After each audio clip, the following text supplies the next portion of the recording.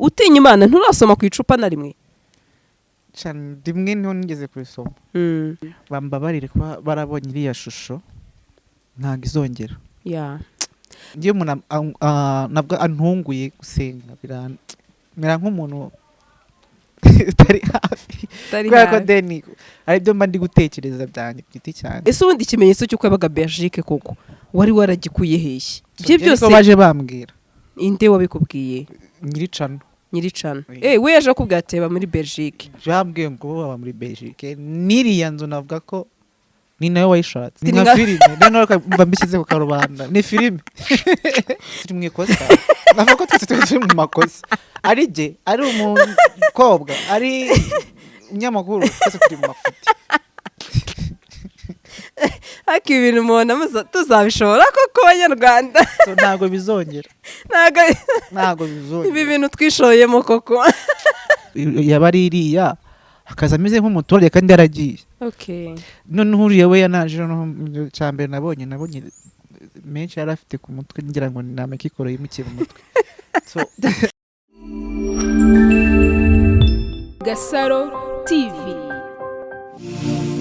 Abakunzi ba Gasaro TV tubahaye ikaze mu merereye impande n'impande ndetse tunabashimira mwese mwakoze subscribe nawe utarayikora ni umwanya mwiza ngo uyikore niba ukunda ibiganiro byacu ndabasuje cyane rero aho muri hose abari mu Rwanda abari muri East Africa ndetse ntago nakibagirwa abantu badukunda cyane bari muri diaspora kuri nanjye ndabakunda cyane kandi comment zanyu zintera imbaraga umunsi ku wundi. Uyu munsi rero turi kumwe n'umutumirwa ntago navuga ngo ni umushyitsi ni umusangwa hano iwacu. Tubahaye ikaze azwi ku mazina ya Nyirinkwaya Ige. Ego. Tubahaye ikaze. Murakoze. Amakuru Ige? Amakuru ni meza. Kwambaye nneza se? Ni ibisanzwe. Ndabona rwose wambaye agashati keza ipantaro ko ayisize. Ifite ishati na pantaro yayifite. Nayiguze imeze gutya tarasamba. Ahandi se wari umeze gute? Ubuzima bwari buhagaze gute? Bwari bumeze neza nta kibazo. Ni byiza cyane burya iyo umuntu abayeho nta kibazo afite akakobwa ati ubuzima bumeze neza biba ari ibintu byiza. Hanyuma hari udukomo mbona wambaye ndetse hari benshi mbona bakomeza kubyibazaho ku dukomo. Ubundi kuki ati muzatubarize Ige impamvu akunda ubukomo cyane? Ni ibintu navuga ko ari nk'ibintu bisanzwe nko kwambara shenete mu ijosi, nko kwambara isaha ku kuboko, nko kwambara gurumete ku kuboko, ni nk'umurimbo bisanzwe. Ni ibintu nikundira ko nkunda kwitaka cyane. Kunda kwitaka ubwo barasobanukiwe. Hanyuma Ige ndashaka none twinjire mu kiganiro nyirizina. Hari abantu benshi nabonye bakomeza kwandika ati mutubabare muzatumire Ige. Hanyuma hari ibibazo byinshi nagiye mbona bibaza no muri comment. Ndari ikiganiro wakoze gikora kuri channel runaka wenda ntago nshatse kuyivuga ariko benshi bavuga ati Ige yasubiye mu butinganyi, abandi ati Ige yasinze, abandi ati birababaje, abandi ati shangazi itabara. Mbese havuzwe ibintu byinshi cyane bitandukanye ndetse mbona no muri comment bakomeje bandika bavuga ati Ige mu mudushakire. Yego.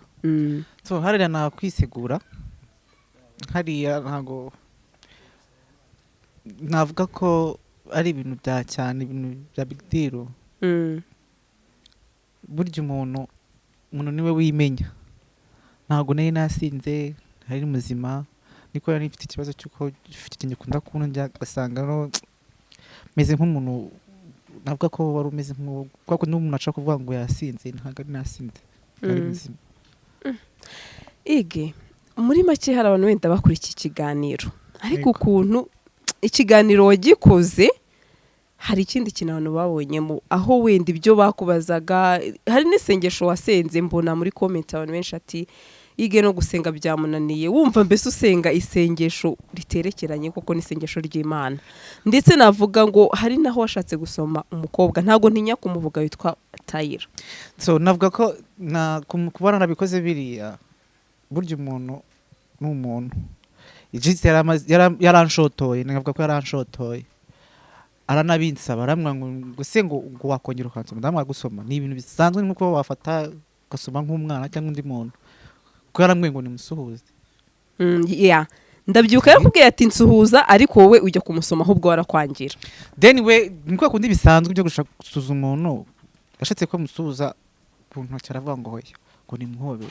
Then waba kumuguhobera umuntu ushobora kumuhobera ushobora no kumuha bizu kwitama. Oya ugiye kumusoma ku muntu. Oya reka. Erega nubwo wabihakana mu kiganiro kirahari. Banagikurikira ariko wenda igereka njyewe ntago njya mbasha gucira umuntu urubanza kandi bavuga ngo none is perfect. Umuntu ashobora kuba atari perfect ariko iyi saha wenda ari benshi cyane banditse comment nyinshi ndetse navuga ngo zitandukanye. Ndetse wenda 97% abantu bavuze nuko ati yige yari yagasomye. Ese yige biramutse hari n'abari bagushyigikiye ntago nareka kubivuga ati gusoma inzoga nta kibazo ati cyane ko avuye mutinganye. Ubundi biramutse koko umuntu bita yige kiriya gihe yari yasomye ku nzoga bizagende biti. So nababwira yuko cyambere cyo n'ubundi bavuga ngo vinyo n'umukobanye kuba bavuze ngo naragasomye ubwo bafite amafoto bafite na video bamfotoye babura ko narisomye ntago nari nazisomye. So wabivuze buryo umuntu ntago wambreming byanditse. Erega yige nje ntago ndi kugendera ku bantu ariko ari ikintu kiba kigaragara sinzi wenda baraza kubitubwira naho muri comment. Uyu muntu hari ukuntu ukora ikiganiro umuntu ibyo umubajije nuko agusubije audience niyo ijudging kavuga ati uyu muntu ameze gutya yige twamenyereye ameze gutya bimeze gutya na gutya. Ndetse naho witwa Tayila yakomeje avuga ati yige ati ubungubu wanyweye divayi wanyweye iki ndetse aho yanashimangiraga ati yige yasinze ati nkurikije nuko ndi kumwumva naho deri ndi kumwumvana kandi koko turabizi Tayila no umuntu nawe ugasoma niko navuga cyane ko atabihisha avuga ati nge nzoga ndazinywa ariko aravuga ati umuntu itayige n'inzoga ziri kumwumvikanaho. Urabona se Tayila yaba yarakubeshyeye byaratewe n'iki? Buryo umuntu y'umwanzi umwangana n'ibyo byose ubwo nimbazi ko narisomye ubwo afite impamvu. Then kandi nanone kuba yarabivuze ntago nambreming burya umuntu ashobora no kubeshyira burya kuba n'umuntu mwaravuye mu gakino kamwe mukaza umwe kakavamo ndagasigaramo afite ibintu byinshi agomba kukubeshyira. Hanyuma se yige haburiya kiriya gihe koko nibiramuka bimenyekanye nyuma ko umuntu bitege ko yari yanyweye inzoga kuko reka mvuge ngo nta munyamakuru w'inshuti ubaho ni bakeya ushobora no gusanga umunyamakuru azi kuguriye wenda kugira ngo akugwishe nabyo birashoboka. Hari abantu bateye gutya ariko navuga ngo ntago ari ikintu kiba kinakwiye kuba wenda wagwisha umuntu mu mutego kugira ngo wenda umureba ugasanga no umunyamakuru cyangwa se n'uwo muntu wundi atanze amakuru ati byari inzoga koko. Urumva none biramuka bigiye hanze ko yige yari yanyweye inzoga kiragiye cyangwa se yari yasinze urumva abantu bazakwakira gute cyangwa se urumva bizakorohera nka yige? Bishobora kunyorohera bitewe n'impamvu buryo umuntu muri mugari kumumenya ni ibintu birebire. Rero ndumva niyo yabivuga bidafite gihamya akiba bimbwiye ko deni igihe icyo nshaka ndakizi. Ige tujye kuvugisha ukuri n'umwanya wo kuvugisha ukuri noneho. Oya reka tube clear uvugisha ukuri kuva wakizwa hancuro nimwe wari wasoma ku nzoga. Tugiye gutinya Imana yo mu ijuru kuri uyu munsi kuko icyo nemera cyo gusoma inzoga sikosa ahubwo kuko aho wavuye no hari habi no kurenza inzoga cyane. Utinya Imana nturasoma ku icupa na rimwe cyane rimwe niho nigeze kubisoma. Byari byagenze gute noneho? So navuga ko ari nk'ikintu cye cyambabaje then mbona ko ikintu cyamfasha cyambere ubwo nase mvuga ati nagakiza nkashyize hasi ngira umujinya ndangije fata amafaranga ngenda njya kugura inzoga ndaza ndicara nazinywa ari nijoro ariko kubyo nahise nanaryama kugira ngo nakomeze kubitekereza ko ntekereje cyane igifu kirandya nkarwara n'umutwe. Hanyuma se rero urumva n'uwo munsi na nyuma yaho nkumva nkashitse nk'amezi nk'ukwezi. So nagiye ahantu navuga ko muri fete nshiduka nazinyweye. Hanyuma yige nka kiriya kiganiro kigikora hari umumama mwabanaga we yabyakire gute? Nigeze guhamagara ati bimeze gutya wenda nabonye comment z'abantu cyane ko nabonye ari we bitabazaga. Ese undi n'ukubera iki wenda atari we babwiraga yige hinduka bagahita bitabaza uriya mubyeyi? sinzi burya umuntu wese aba afite umuhamagaro wiwe ushobora kuba aribo bavugaga ati tabara tabara tabara. Biranagaragara ko umwana yasinze nyagasani mubyeyi gira hakiri kare ufatire amazi atararenga inkombe. Niyo mpamvu bamwitabaje kandi kuri jyewe numva ko ari ibintu bisanzwe ko ntago aramvugisha kuva ikiganiro ntagikora ntago turavugana. Ese undike harashize igihe kingana gute mu bita Tyler mutabonana? Kuko nabonye mwarakoze ikiganiro aho wavuga ati nge icyo dupfa nuko nakijijwe, undi nawe ati ntiwakijijwe, bisa naho muhanganye we avuga ati ige ndakuzi turahura, ndetse we navugaga ati witwa Pasi ibiki byose. Ahubwo yavuze Pasi kuko yari umushuti wanjye witwa Pasi, ariko nyuma niho yaje kuvuga ngo ni umuhire. Then ndamubwira ati ariko iryo zina narariretse ntago ryitwa, nitwa Ige, amazina yanjye asanzwe. Twe tumeze nk'abarimo gukora debate, ariko kubw'amahirwe agenze neza. Hanyuma Ige, uriya munsi ni kubera iki gusenga byakunaniye? Ukurikije isengesho wasenze isengesho mbese ati Mana ati niba ngo impuwe ngo zawe ngo kubw'imbabazi niba ngo tugutera isengesho wumva nyine byakugoye gusenga? Kubera ko gusenga bura kuri kamera birananira kenshi kuko narabyize. Kubyiga rero bimwe na bimwe ngiye umuntu nabwo antunguye gusenga biramera nk'umuntu utari hafi. Kubera ko deni ari byo mba ndi gutekereza byanjye ku giti cyanjye bitewe n'umuntu turi gukorana turi kumwe twa debate. Usanga rero birimo biranancanga mu gusenga kubera ko bari bantunguye, yari anantunguye nawe kandi. Tyler, hanyuma se ni ukubera iki wenda hamya iyi saha njyewe kugeza iyi saha ntago njya nemeza ko Ige akijijwe 100%, ariko nanone sinjya mbihakana. Ige mu by'ukuri niwe ubuzi neza ati njyewe Ige ndakijijwe cyangwa se sinkijijwe. Njye mba ndimo hagati sinamenya ati uyu muntu arakijijwe cyangwa se nakijijwe. Niyo mpamvu njya nirinda burya no gucira abantu urubanza. Ariko sinabyiza gucira umuntu urubanza ariko.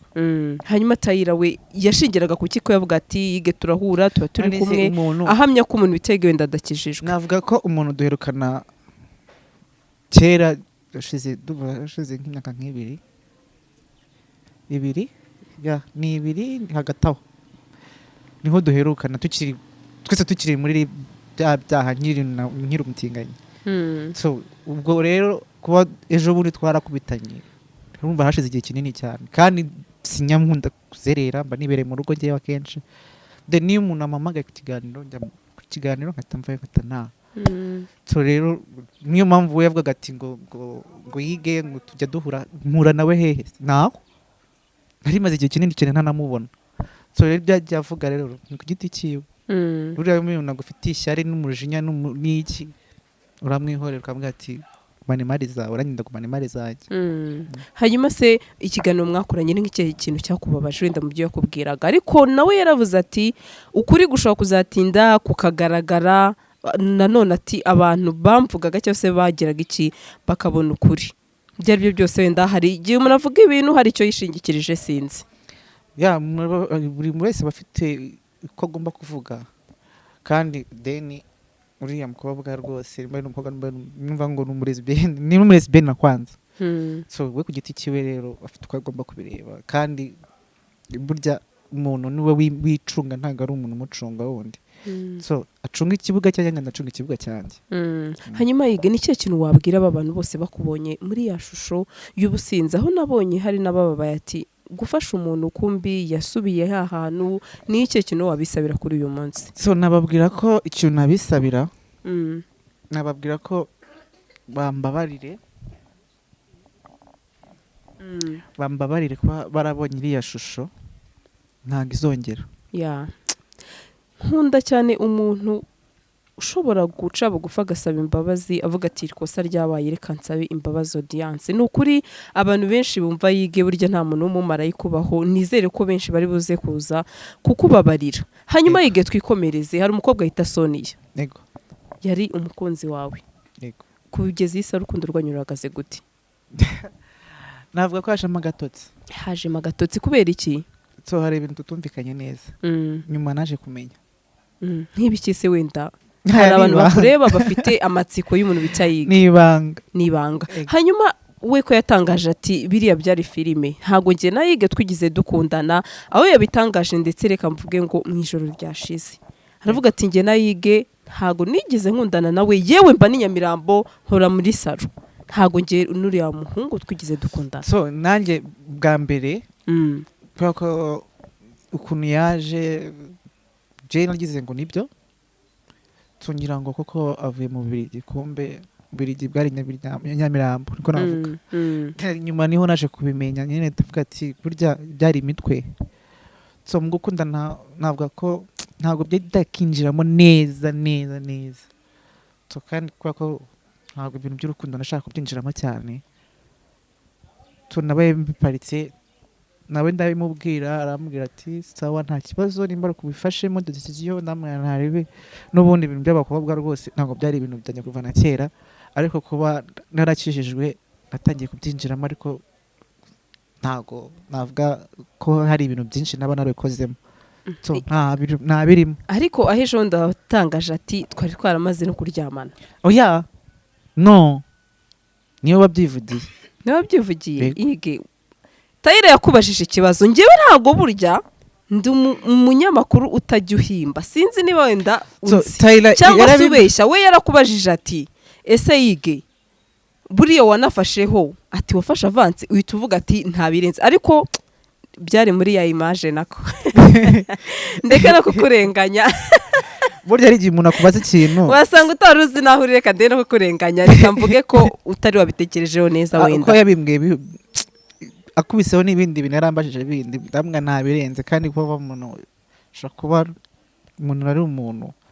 kandi umuntu iyo umuntu ari normal burya aba ari sawa kandi then navuga ko nabiriya navuze ngo nimba nanamubwiye ngo yego ntago ari byo ntago ari byo none se yige njyewe ntago nibaza ikintu we yemeje ati umuntu bita yige arabizi neza ko iriya yari filime njyewe na yige nitwe turi mu rukundo nyamara aho duherukanira wenda twebwe abanyamakuru tuba tuzi ko ari ukuri aho bavuze ati ndenda no kujya mu murenge byari byo byose urabizi ko nakwatse ikiganiro wenda mbwa ati nabonye warabonye umukunzi nawe ati yego ariko mu by'ukuri we yemeza ko umuntu bita yige yarabizi neza ko nta rukundo barimo ndetse ko yige ngo yarazi kaba inyamirambo ndashaka kumbwira ubundi ubwo ko wari ubizi ko Nyamirambo uravuga uti reka uno muntu dukorana ikiganiro wenda tubeshya abantu so navuga ko nabimenye nyuma ntabwo nari nzi aho yari atuye kuko si Nyamirambo ahubwo namenye ko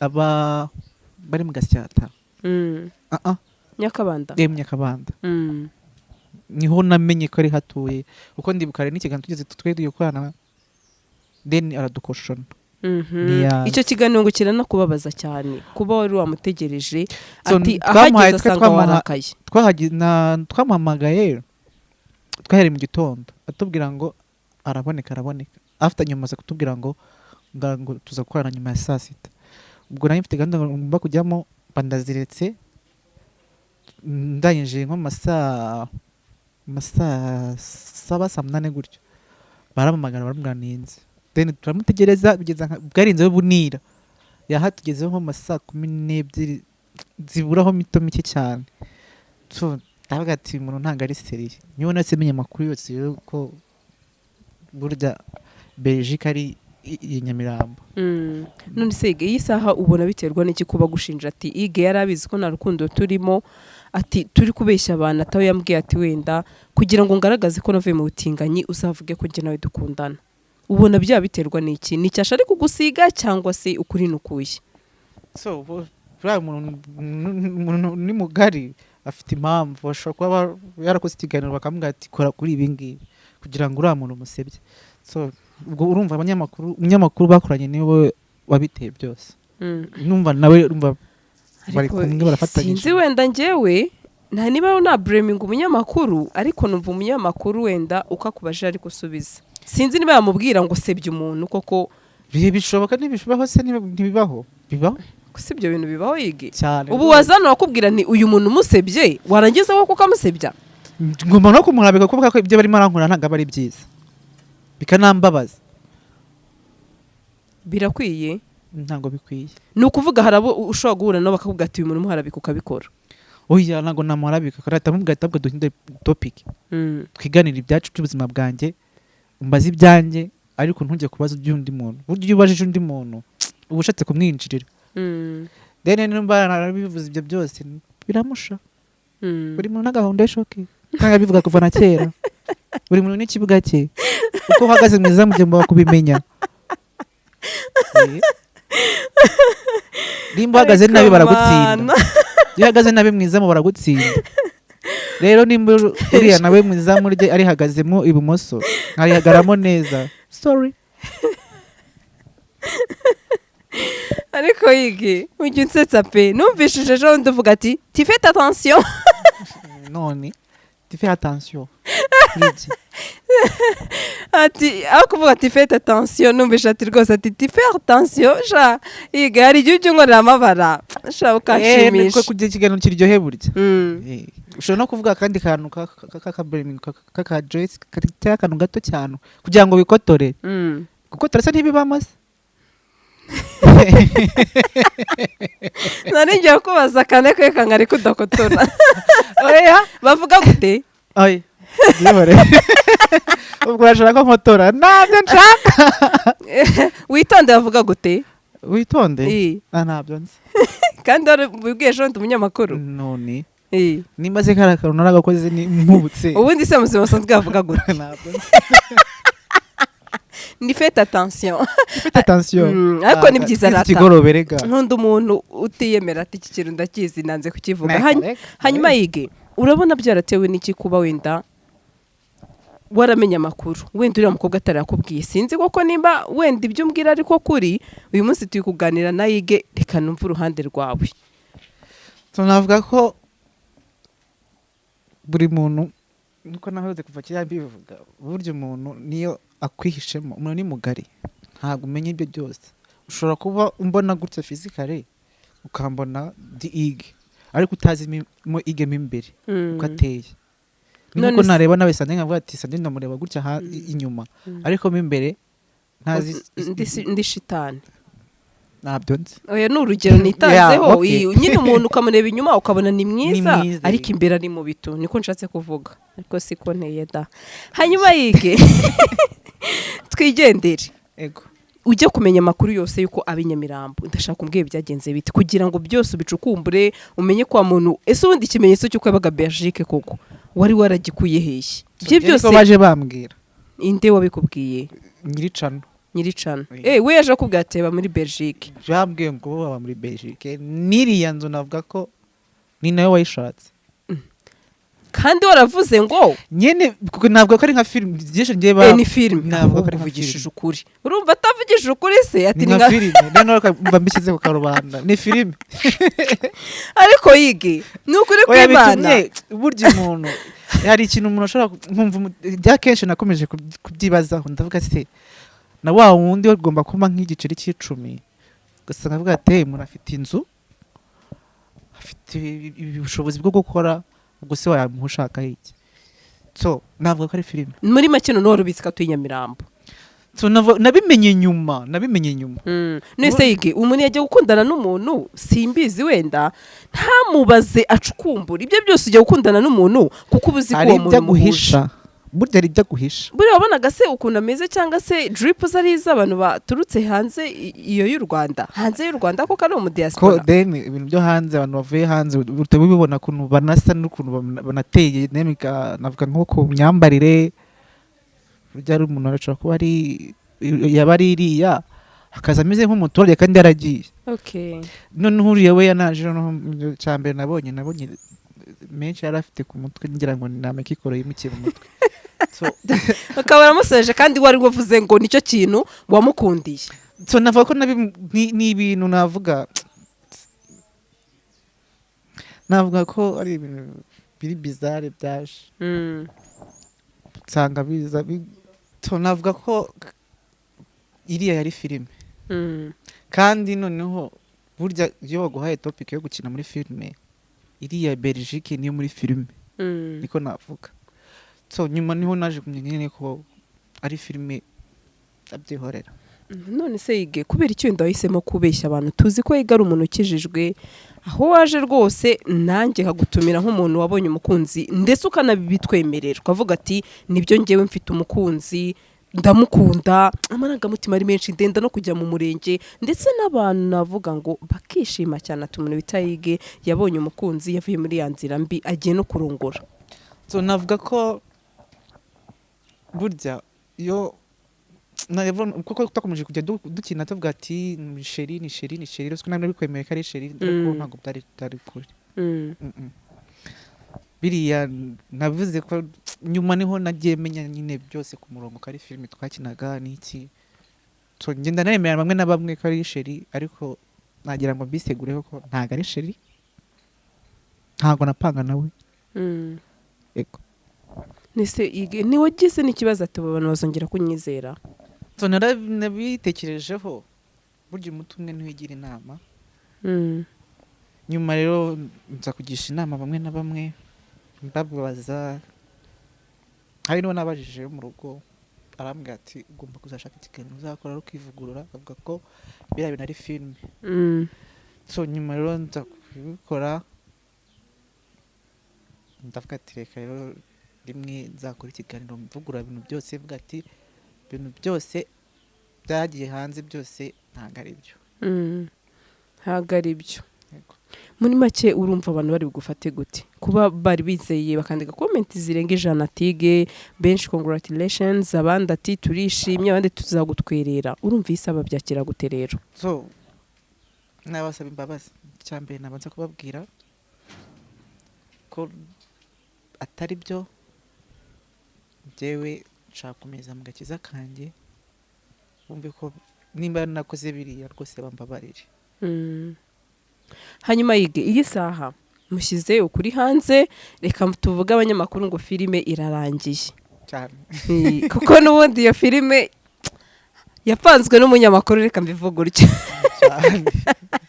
ndeke no kuvuga wenda byinshi reka mvuge ngo yubahwe kuko niba yakora ikintu kuko abantu nyamakuru tukagira ngo ko umuntu bita runaka ari mu gakiza ndetse yabonye umugore bagiye gusezerana rwose ubona ari n'ibintu byiza bishimishije nyuma ariko ati yari filime nukuri reka mvuge ngo abari umuhanga hanyuma se iyi samubanye gute n'uriya mukobwa rero?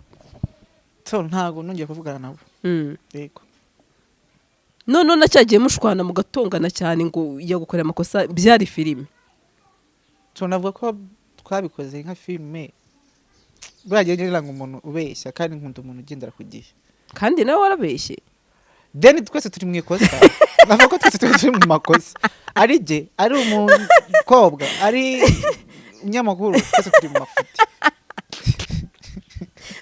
haki ibintu mubona tuzabishobora koko abanyarwanda. So ntago bizongera ntago bizongera ibi bintu twishoyemo koko bizatunanira pe. Hanyuma tugara ku busozo ikiganiro hari umukobwa navuga mwiza cyane witwa Aline. Aline yaraje nawe aratubwira ati ige amakuru namenye nuko bamumbujije ndetse ati nabonye afite urukundo rushya mwifurije ishya n'ihirwe mu rugendo ndetse nawe aho yitegura ubukwe biriya bintu ubundi nibyo kuko Aline ari umuntu wamukubujije cyangwa se nibyo yimashini cyane ko ngo wabimubwiye? So ngiye kuko buriya navuga ko aba yaramfatiranye then ko nari maze igihe nkijijwe n'iki then ntarabyinjiramo cyane mu by'inkundo umuntu akubwira kwitonda nimba ntibeye navuga ko atari ibintu byo guhubukira ari ibintu byo kwindamo gahoro. So navuga ko nta muntu ugize mumbuza n'ingenge wafashe decision tuvuga tukombe break hanyuma witwaza umuntu ati barakubambwiye ngo ni ubwo nawe Sandrine nawe ujye unsetse. Hanyuma agiye gukora igikwi ntagikwe mu myaka 100 ntacyo ntegereje kuri ntagikwe mu myaka 100 ntacyo uravuze ngo se ngarashaje oya simvuze ko ku giti cye ashobora kuba agiye gukora ubukwe ariko nge ntagikwe yawe afite ubukwe kuko natweretse fiançaye yambitswe sizibara byiza uzagira urugo rwiza. ndetse benshi baravuze ati yige yihombeje umukobwa mwiza, ati uyu mukobwa acishe make, umukobwa aritonda, uyu mukobwa niki niki. Ndetse nawe yaravuze ati icyo nzi cyo yiga akurikiye visa, azi kuri mukobwa ko ari wo muri Belgique. Visa y'Nyamirambo. Bizabiryogo. Akayigura umuti w'amenyo koko. Ntabwo ndi korogata ariko. Uri yihe? Nta kimwe. Harya ya korogati indi ngo bayita white dent. White dent. Uriyo? Oya. Nanahabo. Sema. Ko numva yose ndazizi zose. Rese ziba mu Rwanda nyine. Mu mabutike n'ahantu hose. Sawa urakoze. Nese yige none nizihe ngamba rero ufashe? Cyangwa se wafashe nyuma yo gukora cya kiganiro kikakugaragaza nabi, kikaguha isura mbi, nize ngamba umuntu yige yisafata? Ikintu cya mbere no kubanza kwisekura ku bantu, basaba imbabazi. Byari ukwitwikira niko navuga. Buryo umuntu ishakiye ipapuro kumva kubihiga. Ipapuro bya leta. Byabindi by'umutuku. So ikindi ubwo ni cash. Navuga ko ubu ngubu meze neza. Ikintu mbasaba ni imbabazi gusa, ikindi mbasaba ni amasengesho. Yes, muri comment turaza kubibona umuntu bita yige yasabye imbabazi, ndetse turaza kubona icyo baza kutubwira muri comment. Ariko yige rwose niba koko ari byo ntuzongeye gukina ziriya filime kuko ntago reka ntago nakongera. Reka ngushimire ngo wakoze cyane. Ubwo muri comment nawe uzabuzisoma, uzareba ibyo benshi bazakubwira ndetse n'ibyo ugomba guhindura. Kandi kuba wasabye imbabazi nibwo butwari. Wakoze cyane. Namwe murakoze. Gasaro TV.